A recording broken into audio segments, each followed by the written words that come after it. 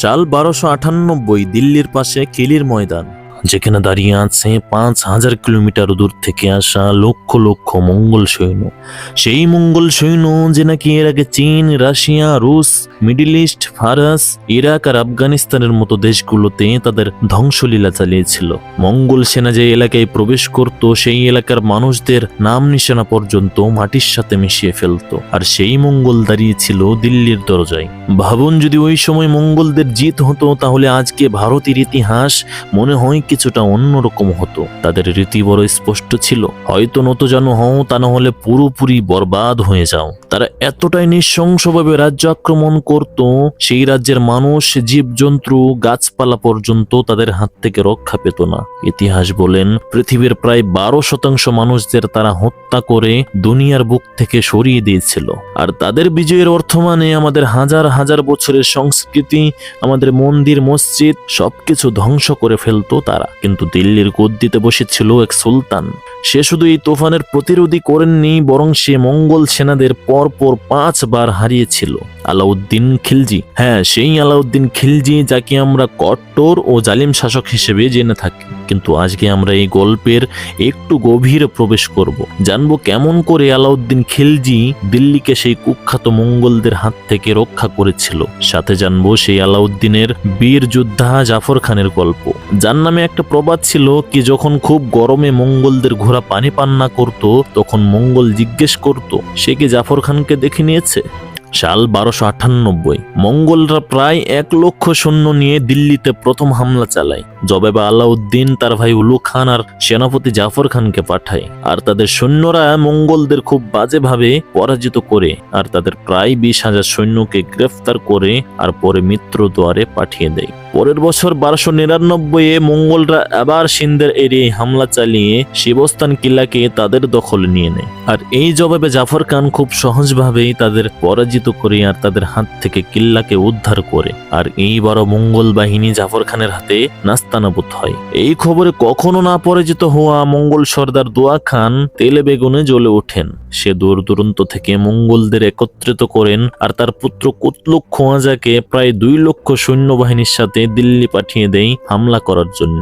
মঙ্গল সেনা যখন এই সিন্ধু নদ পার করেন, তখন দিল্লির আশেপাশে থাকা এলাকাগুলোতে এক আতঙ্ক বিরাজ করতে শুরু করে।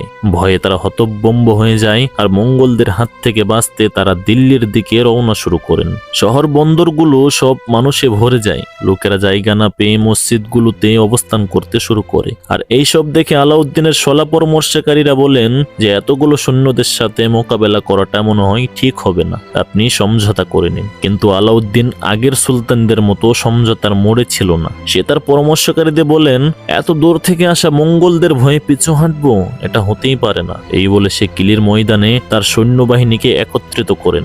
বামে নুসরাত খান, মধ্যবর্তীতে আলাউদ্দিন নিজে, আর ডাইনে ছিল জাফর খান। সেই জাফর খান যে নাকি এর আগে মঙ্গলদের 2 বার হারিয়েছিল। আর খিলজির একদম স্পষ্ট অর্ডার ছিল যে তার অনুমতির বাইরে যদি কেউ 1 কদম সামনে এগোয়, তার ধর থেকে মাথা আলাদা করে দেয়া হবে। এইভাবে কিছুদিন অতিক্রম করে আলাউদ্দিনও কিছু বলে না আর মঙ্গলরাও চুপচাপ দাঁড়িয়ে থাকে। পরে আশ্চর্যভাবে মঙ্গলদের ডাইন পাশে থাকা সৈন্য পেছনে হাঁটার নাটক করেন। আর আলাউদ্দিনের হুকুম ছিল কেউ সামনে এগোবে না, কিন্তু তার ডাইনে থাকা সৈন্যদের নেতৃত্ব দিচ্ছিল জেনারেল জাফর খান। সে সুযোগ বুঝে হামলা করে দেয়। এর আগেও তাদের হারিয়েছিল, আর সেই সাহসিকতায় জাফর খান তাদের পিছু করতে করতে খিলজির বাকি সৈন্যদের থেকে প্রায় 55 কিলোমিটার দূরে চলে যায়। আর সেখানে জাফর খান একা হয়ে যায়। আর জাফরকে একা দেখে মঙ্গল সর্দার হিজল খান তার সৈন্যর উপর আক্রমণ করে দেয়। আর এদিকে জাফর খানের পেছনে আসারও সুযোগ ছিল না, কারণ খিলজির আদেশ না মানার কারণে তাদের ধর থেকে মাথা আলাদা করে ফেলবে। আর সে ডিসিশন নেই পুরো শক্তির সাথে লড়বে। ইতিহাসবিদ আব্দুল মালিক বলেন, জাফর খানের অল্প কিছু সৈন্য নিয়ে প্রায় 5000 মঙ্গল সেনাদের কচুকাটা করেছিলেন।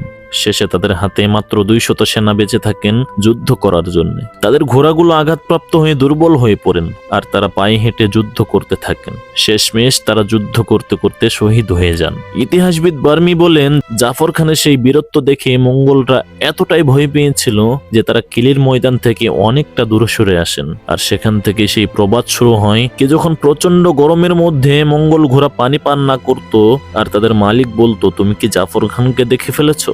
কিলির সেই যুদ্ধে আলাউদ্দিনের অনেক বড় বিজয় হয়েছিল, কিন্তু মঙ্গল সর্দার দোয়া খান এত সহজে হার মানার লোক ছিল না। 4 বছর পর 1303 সালে সে তার জেনারেল তারাঘাইকে 1,20,000 সৈন্যর সাথে দিল্লি পাঠায়। সেই সময় আলাউদ্দিন চিত্তর জয় করে সবেমাত্র ফিরেছিল, আর তার সৈন্য অনেকটা দুর্বল হয়ে পড়েছিল। সে অন্য রাজ্য থেকে সাহায্য নেওয়ার চেষ্টা করেছিল, কিন্তু এইবার মঙ্গল বাহিনী দিল্লির সমস্ত রাস্তা বন্ধ করে দেয়। তখনও আলাউদ্দিন হিম্মত না হারিয়ে তার সমস্ত সৈন্যদের চিরির ময়দানে জমা করেন। এইবার আলাউদ্দিন যুদ্ধের কৌশল বদলে ফেলেন।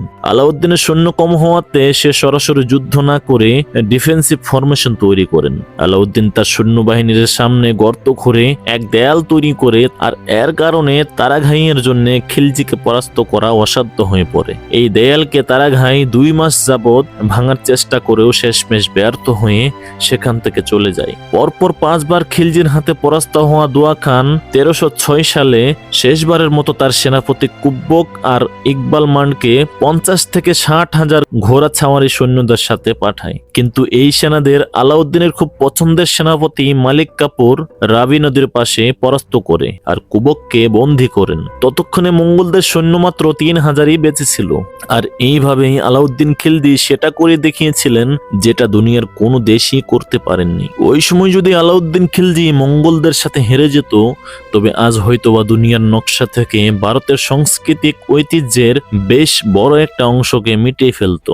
বন্ধুরা, এটা সত্যি কথা যে আলাউদ্দিন খিলজি একজন কট্টর শাসক ছিল, কিন্তু এটাও স্বীকার করা যাবে না যে সেই আলাউদ্দিন খিলজি সেই কুখ্যাত মঙ্গল বাহিনীর হাত থেকে পরপর 5 বার দিল্লিকে রক্ষা করেছিল আর মঙ্গলদের ধূলিসাৎ করেছিল। তো বন্ধুরা, কাহিনীটি কেমন লাগলো কমেন্টে জানাবে।